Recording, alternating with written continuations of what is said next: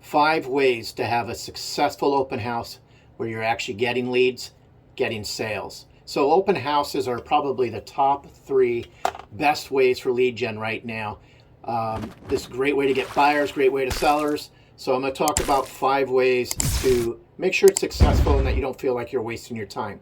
Hi, I'm Mark Gant. I'm with eXp Realty, and I've been doing this for 26 years, and I really enjoy helping others succeed in real estate. So let's get this started.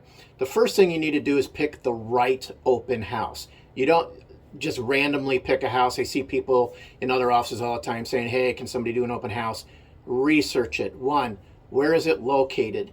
Is it in your price point? So if you're a newer agent, you don't typically want to do a $700,000 or $800,000 listing. You want to learn, you want to gain some knowledge, and if you make mistakes, typically at the lower price points, those buyers aren't going to understand those mistakes that you had made. So make sure you're picking the right price point based on your experience level. Higher price means you may get more sellers or listing leads, so keep that in mind as well. When choosing the right home, you want to pick a house that's going to be close to main roads. You don't want something way out, far away from any traffic, unless that's the type of business you're looking for. But most want to be closer to a town or a city where there's very few turns to get to the property. The last thing you want to do is have 10 or 15 turns that you have to take just to get to the property from a main road. So research the right house, not too many turns. I always start with vacant houses. It just makes things simpler. They don't have to be vacant, but start with vacant. Start with agents in your own office to get permission to do an open house. If not, ask other agents. There's so many listing agents out there that are more than happy to have another agent come in and do an open house from them. So when picking that right house, again, not too many turns, close to a lot of locations. Make sure it's the pictures that the agent has in the MLS are perfect. The best way to turn people away to come from an open house is your marketing to tell people that, hey, come to my open house, and then they go look at it online and the pictures are just bad. So make sure they're great pictures. Everything about the property is great. Ask the agent if they will go and change in your MLS that you're having an open house. And then, of course, you want to brag about it everywhere. So that's another tip to draw some attention is brag about it. Get it in Facebook, Instagram, TikTok, however you want to do it. Get it out there to the public so they can find it. But the number one way to get people to find an open house is actually your signs. So the number 2 way to get these is a lot of signage. You want a ton of signage. If you don't have any, I'm not sponsored by these guys, but I get them from signsonthecheap.com.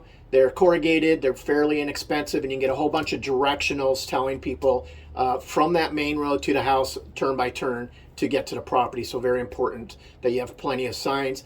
I also have additional signs at the property. I have a sign that says, hey, this house could qualify for 0 down. If you're in a state or an area that has that program, especially for veterans or VA, that's a great way just to get a conversation going. And then you go on Amazon and you can get a nice 6-foot or an 8-foot feather flag that says open house. And those typically are only about $60. So it's definitely something worth having. Now, another sign that I want to mention is inside of my open house, I always put something like this in there. So you can make your own. You can copy and take this. Doesn't bother me a bit. But what you're doing is you're trying to spark a conversation when somebody comes to your open house. So I talk about rent to own, 0 down, VA benefits, anything to get them to trigger and want to talk to me about those programs.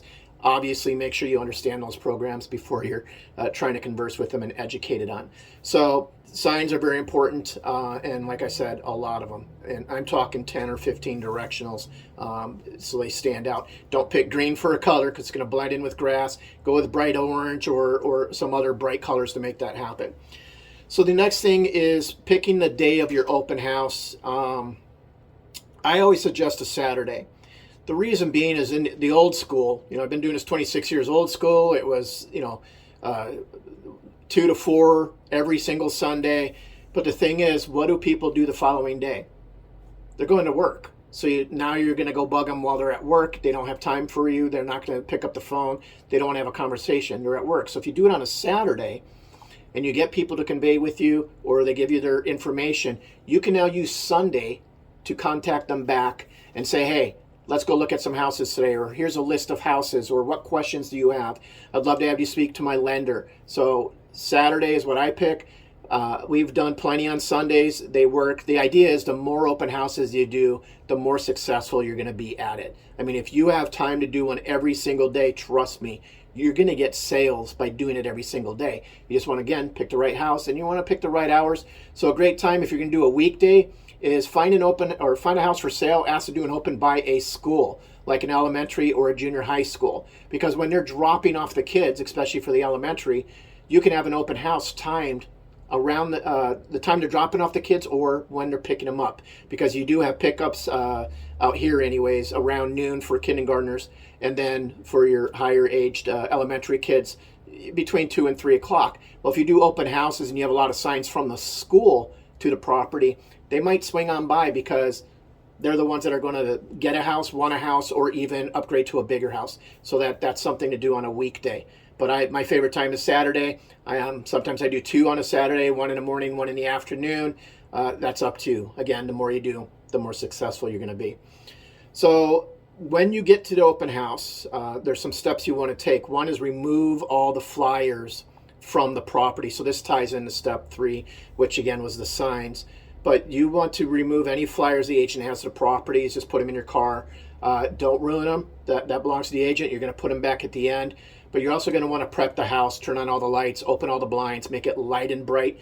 Put some soft music if you want in the background. I always bring water because you want to give them something to slow them down. If you don't want to give them juice and coffee and stuff like that, because if they spill it, then it's on you to take care of that mess. Usually water's not a problem. Again, it slows them down. The whole idea is to get them to slow down. Separate from water, that I'll have for them, I will not have them do a sign-in sheet, a typical sign-in sheet. So with this flyer that I showed you, I have this in a flyer stand. This is in a plastic flyer stand sitting in the kitchen or wherever I want to have my first conversation with them. Obviously, you greet them at the door, you introduce yourself, and you bring them over to the kitchen. You can have some small talk along the way, like, how did you find us? Because that's a great way to say, hey, was it social media or was it my signs? But it's a great way to start a conversation. So ask them, how did you find us? Also ask them, so are you renting or do you currently own? Do you live in the area? Just ask them simple, soft questions. Don't bombard them with too much sales pitch because they're already expecting that, and it's a great way to scare them off. I'm going to show you a tip to take care of that shortly. So once you get them there in the kitchen, you have the flyer stand, and you're going to have a little bit of small talk with them. But what I like to do is I hand them a clipboard. So on a clipboard, and you can get these very cheap on Amazon.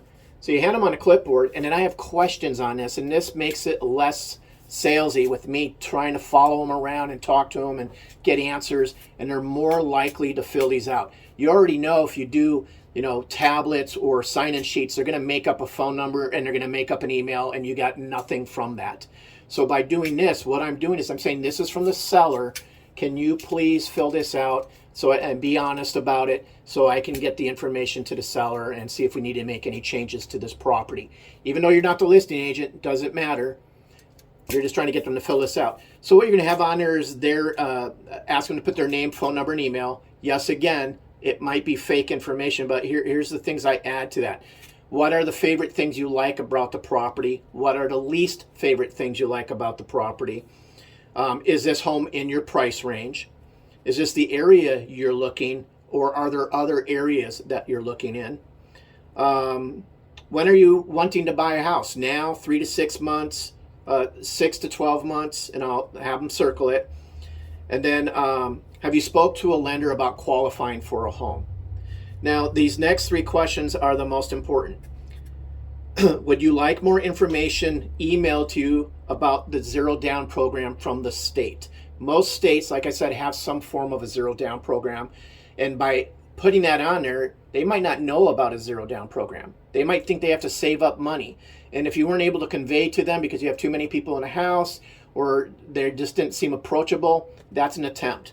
The next question I have on there, would you like more information about using your VA benefits? This is a way to find out if they're a veteran or not. And then the last question is, do you want more details about rent-to-own properties? So when they hand this back to me, what I'm going to do is I'm going to look at those bottom 3 questions. I'm going to try to glance at all of it, but when they hand me this clipboard, because they usually don't leave them laying around, they're going to hand them to you. I glance at it very quickly and I look at the yes and no's. And if they said yes on anything, I'm going to stop them. And I say, oh, you're a veteran. I'm a veteran. Of course, if you're a veteran. But I'm a veteran. I now have a bond to start a conversation. And have you heard about the VA benefits where you can buy a house with zero down? Or if they ask about rent to own, I start talking about rent to own. And the same thing, have you heard about Washington State or your particular state zero down program that helps buyers get into a house with no money? So these are triggers to give you a second chance to have a conversation with them before they go out and leave the home. This has been the most successful thing I've done with open houses, is having them fill those out. So that's definitely something to use. I'm more than happy to send that to you. You can just, like I said, copy it and make it your own. No problem with that. The number 4 tip I have is know your scripts. That's super important, because you're going to have a conversation with somebody, and depending on how they reply to you, you're going to have to know how to respond. And if you don't do it correctly, you lost a potential client. So what I do is when I talk to them, they might say, oh, I have an agent. Well, we know buyers don't always, tell the truth. They know it's a sales pitch, so they're just going to tell you they have an agent. So what I do is I say, oh, that's great. Who's your agent? I might know them. If they're hesitating, they're not really coming up with a name, it's just not true. And then you can also bring again into the conversation about the state zero down program or VA, because don't assume their agent's already explained that to them if they have an agent. But the one we most commonly get is, I'm just looking. We all have done it. You've gone to a store, you go to Nordstrom's, wherever you go shopping, somebody comes up to you and asks you if you want something, and our trigger is always to say, I'm just looking. So what I do with that is say, I can appreciate you're just looking, but most people that are looking for a home actually want to buy a home. But the reason they're not buying a home is maybe they're worried about their credit, or that they have to have a certain amount of money in the bank to buy a house, or they're afraid of the process. Does any of that apply to you? Well, what happens is when you hit them with something that actually applies to them, you'll see it in their body language, or they'll just respond and say, yeah, we're not sure about our credit, or we filed a bankruptcy 3 years ago.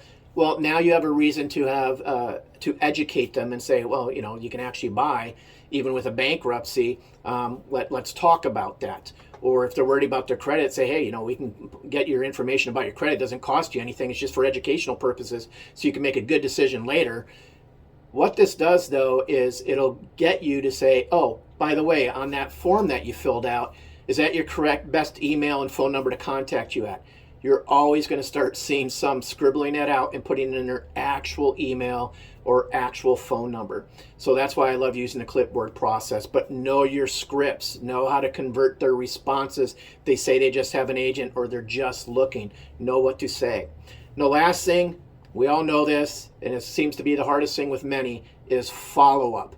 Remember, I always suggest doing an open house on a Saturday, because now you have, right after that open house, you should send them a little video text saying, thank you for coming to my open house. I would love to show you some houses tomorrow, or I know some other houses in the area that match more of your requirements. Because on that one form, they might have said, oh, we need a 4-bedroom instead of a 3-bedroom. Well, now you have a reason to contact them after the open house and say, hey, I know several 4-bedroom houses in the area in about the same price range. My Sunday is available if you want to go out tomorrow and look at them.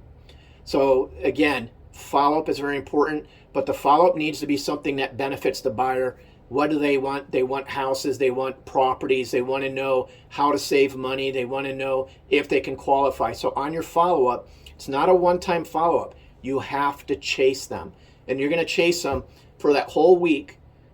So then you're going to chase them every single month. You just want to stay on top of them, keep reaching out. Keep in mind, according to NAR, it's almost 21 months from the time a buyer thinks about wanting to buy before they actually buy. So open houses are great because you have actual bodies out there looking. Why are they looking? Because that's the first step they're going to take out of curiosity to buy. And this is your one opportunity to convert them. So make sure you're doing your follow-ups. The best thing to do is if you have a CRM program, contact management type of program, you want to make sure through that or through your MLS, you're doing some automated property searches. So what you can do is put in the client's name, and based on their areas, price point, or whatever, you're going to start sending them houses automatically. You can program it to be daily, weekly, monthly. I suggest in the beginning doing it daily, and then you can change it to weekly later, or unless they make a change themselves. But this is another great way of creating a trigger to contact them, because you can follow up after a week or two and say, hey, I've been sending houses. I want to make sure you're getting them, but am I sending you the right houses in the right areas and in the right price point? I can adjust that very easily. Just let me know. And if they start bringing up price point, it's also a great trigger to say, oh, well, what makes you, come up with that price point? Why do you think you qualify for X dollar amount? This is the way to find out if they've even spoken to a lender. And then again, you have a reason to contact them about that. So those are my 5 tips on having a successful open. This is what I do for myself and my team. And this is what actually gets us leads. Again, might not get them that day, but if you do proper follow-ups, you will get them later, and you may even get referrals from them. So keep that in mind. All right, please like and subscribe. I'd love to keep making more videos, and everybody have an awesome 2023. Bye.